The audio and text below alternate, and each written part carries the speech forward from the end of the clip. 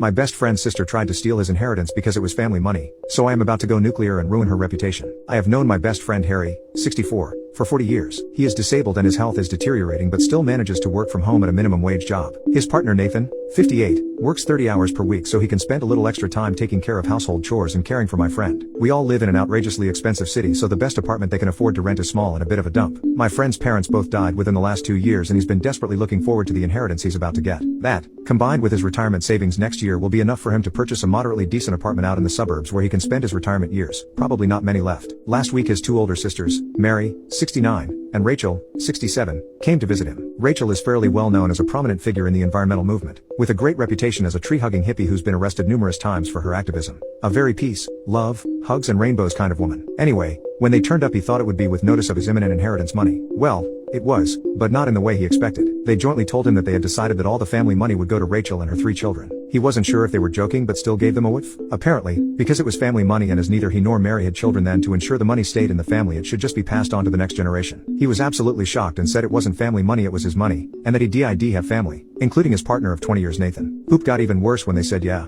but he's Asian, and when you die he'll just go back to Asia and spend the money on his family. Remember, this is our family money. My best friend then rather sharply pointed out the concepts of racism, homophobia, and the law. They got crappy because he wasn't being reasonable and respectful, but he bluntly said he would sue their asses if they failed to give him even 1 cent short of his third of the money. At that point, they parted on rather bad terms. So this is where I come into it. I'm a hurt me and you're looking for trouble. Hurt my best friend and I will burn your world to the ground kind of guy. It's been almost 2 weeks and while he's simply refusing to speak to her I'm still absolutely raging that Rachel is now going back to her life, into the political community without anyone knowing what a total beach move she tried on my friend. I believe her outrageous behind the scenes politics should be publicly known, easily done by messaging her 356 Facebook friends. To me, that would be true justice for her entitlement, racism, and homophobia. Would it be overkill though? Update. Good news and bad news. Mary has switched sides and now supports Harry. As Mary doesn't have children she has always doted on Rachel's, her nephews and nieces. She's supported them financially, given them great gifts and even taken them to Europe on vacations. She says that while she did go to his house to persuade him to pass on the money to the children, given that Harry doesn't have kids he would see reason that it was the right thing to do. She had zero idea that Rachel would do down the give the money to me because you don't have family and Nathan doesn't count because he's Asian road. Mary was horrified, but as she hates confrontation in groups of people didn't say anything at the time. After they left Mary told Rachel she was completely out of line and now believed Harry should get his full share. Rachel didn't budge so Mary phoned Harry to apologize for what happened and said he now has her full support. As Rachel realizes she can't just demand the money she's now going to take the legal road instead. She's going to put a claim against his share of the will because he didn't give her any support during the final 4 years while she was the primary carer. Her life,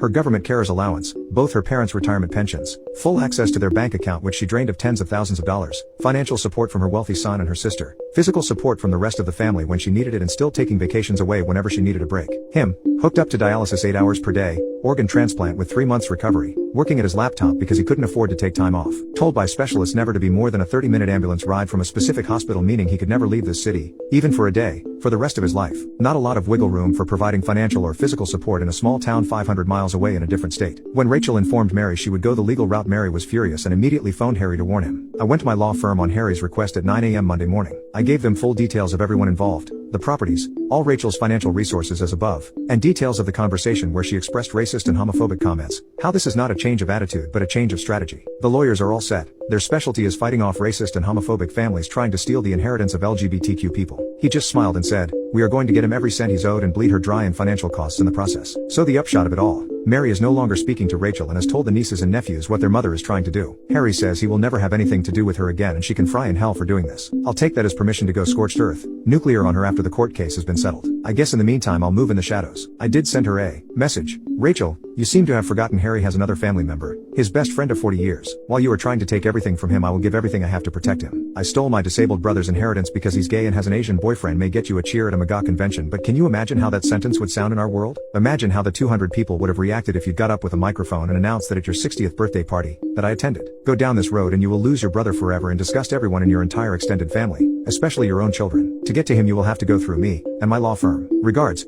Harry's pet Rottweiler Jerry.